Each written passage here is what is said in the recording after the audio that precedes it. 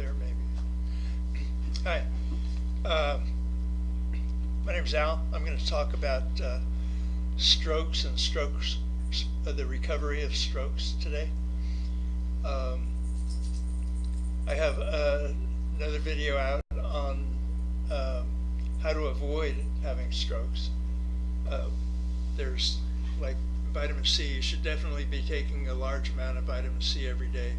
You can Google that, check that out, and see the relevance of preventing strokes with a sufficient amount of vitamin C. We're talking in the neighborhood of 3,000 to 9,000 milligrams a day, most every day, to prevent the breakdown of the arteries, to prevent the atherosclerosis that creates the situation that allows the atherosclerosis is the lack of vitamin C. From lack of vitamin C, and that's what causes the subsequent heart attack or stroke for that matter. So we're covering strokes today, but if you take sufficient vitamin C, it will prevent heart attacks and strokes. That's the number 1 and the number 3 cause of death in this country. But what happens to the person who didn't get that information from me until after having a stroke? What should they do once they've already had a stroke? And I could go into what that entails, what that's like, et cetera, et cetera.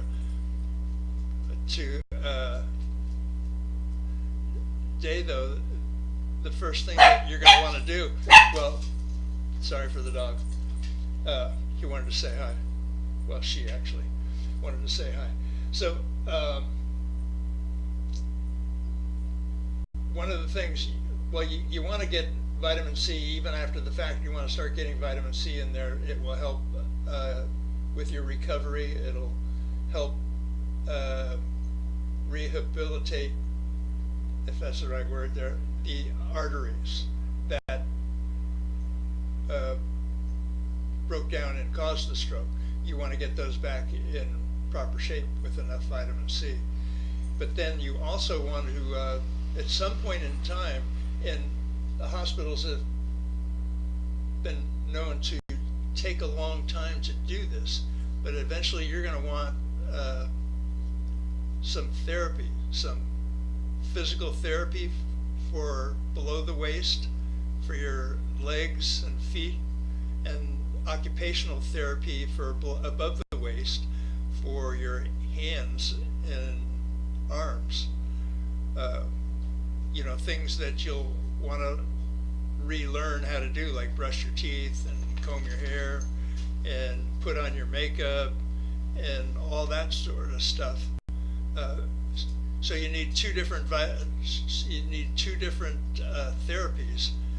Occupational therapy for above the waist, basically we're talking about your hands and arms, and physical therapy below the waist that will deal with your feet and walking and your legs, et cetera, et cetera. But you'll probably also want therapy for speaking, speech therapy to get your speech back in order. And I would not wait. I would start that right away as soon as I can. And even if you're in a hospital bed, you can work your hands and your legs and your feet. You can work those out in a hospital bed without getting to a therapist. You want to get started with the therapy as soon as you can.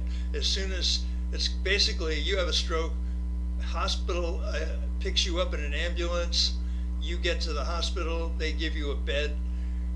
As soon as you know you have had a stroke, as soon as you get to the hospital, you're going to want to start working out. Now, if strokes are usually one-sided, so if you're right-handed and the stroke affects only your left side, too many right-handed people will kind of be, so what? I don't even use my left hand anyway, or my left arm, and not see the urgency and the importance of you need to work out your left arm. if you had a stroke and it affects the left side of your body, you want to start working out that side of the body that's affected by the stroke, and those specific parts that are affected by the stroke. You want to get those areas moving. So I'll tell you my, I want to let you know where I've come from. I'm just not somebody that's bored watching TV and decided to make a video about strokes and heart attacks and stuff like that. I've been there. I had a stroke, and that's what got me here. But I'm not left-handed and I'm not right-handed, but I'm not sure if that's even warrants telling you about it, but I'm cross-dominant, and you can look that one up to find out what cross-dominant is. But it gave me an insight into things that people will not get on their own unless they're cross-dominant. And so I'm basically a right-handed person. So I do most everything right-handed, except, however, I eat left-handed and I write left-handed.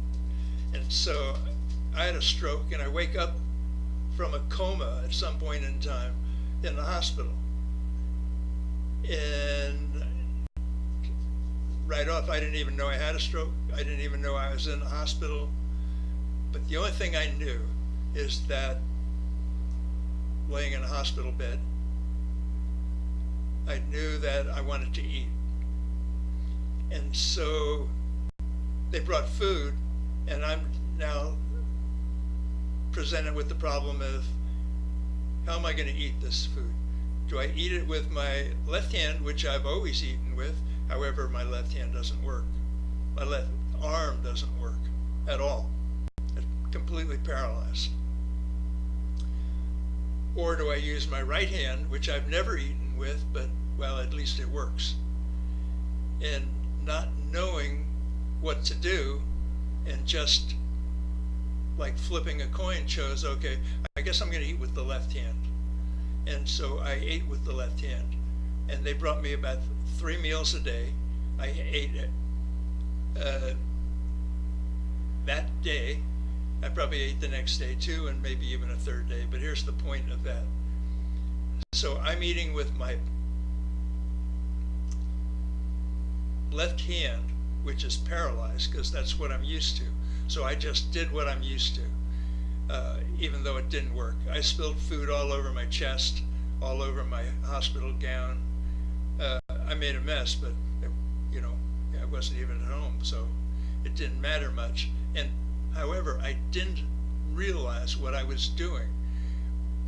I was eating with my left hand. I wasn't working my left hand out. I wasn't working out. I wasn't doing any exercises. I was laying in a hospital bed, and I ate 3 meals a day only. Now, I was shocked. As I'll tell you again, my left hand, my left arm was completely paralyzed. It took a lot of effort to get food from my mouth. Actually, probably only half of it got there each time I tried. The rest got spilled all over my chest. But in about 3 days' time, only thing I did, I didn't even get out of bed. The only thing I did was eat 3 meals a day. And in about 3 days, and I'm not exaggerating this, in about 3 days, my left hand was back completely to normal.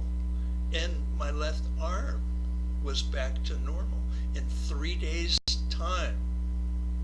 And so that's why I'm telling you, because no doctors told me this.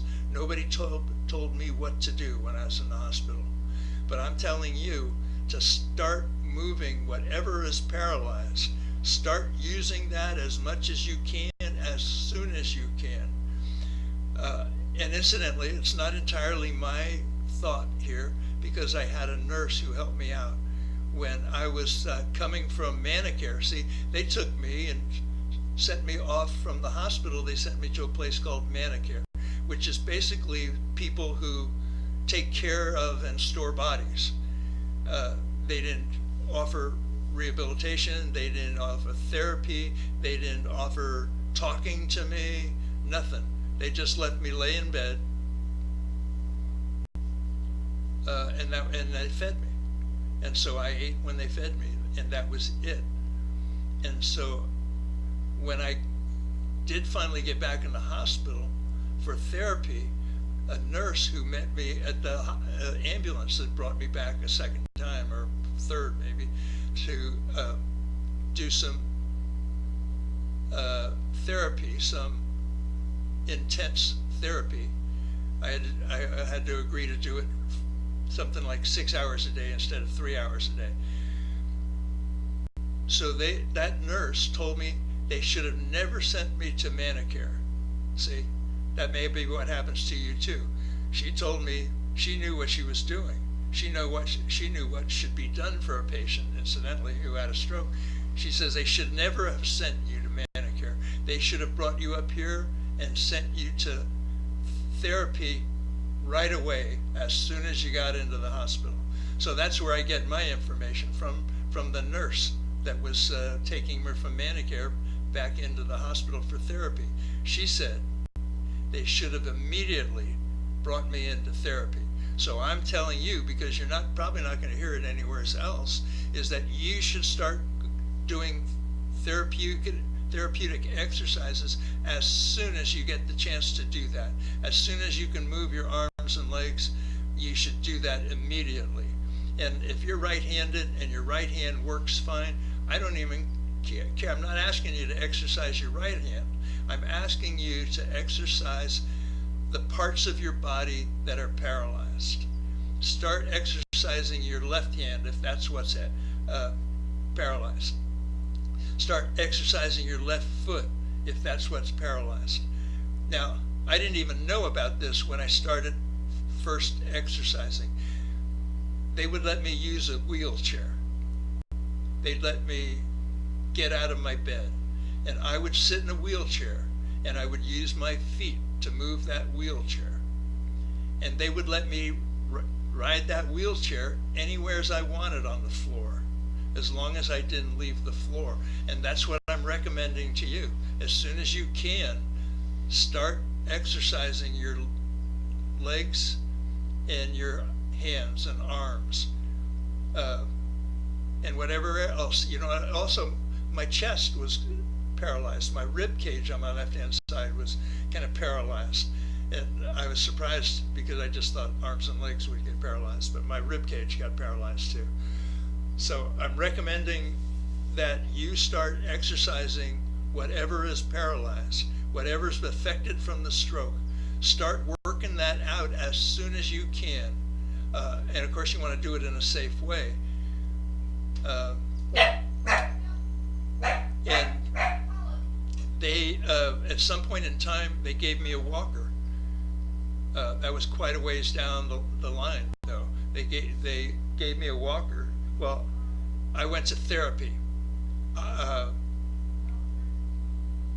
Whatever therapy is below the waist. Occupational therapy is above the waist. Physical therapy, they sent me to physical therapy. They sent me there in a wheelchair because that's all I could do. They wheelchaired me to my physical therapy appointment, and they presented me with a walker at that point in time. And that was the best therapist I had. I only had her for one day, and in that one day she set me up with a walker, told me how to use it, how not to use it, and she said, the first thing she said is she saw me with a walker, she said, "Don't walk that way." She said,